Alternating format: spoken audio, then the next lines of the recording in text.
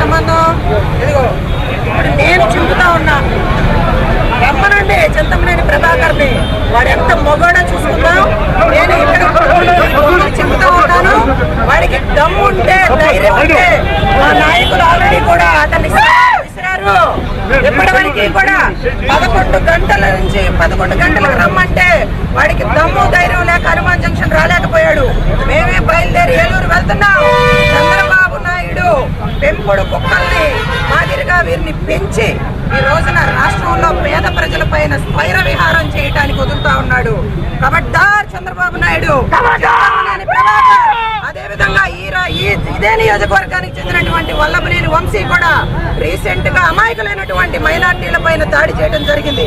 ఇప్పటి వరకు కూడా ఎవరిని కూడా అరెస్ట్ చేయకపోవటం, నిన్న సాయంత్రం అనగా అమాయకుల పైన చేయి చేసుకుంటే ఇప్పటి వరకు మీరు కేసు నమోదు చేయరా అంటే ఈ జిల్లాకి చెందినటువంటి ఎస్పీ భయపడతా ఉన్నాడా?